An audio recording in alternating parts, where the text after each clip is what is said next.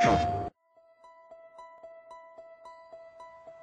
body of Jeremy Bowles was found this morning on a patch of wasteland in the East End at about 6:30 a.m., 5 days after he was reported missing.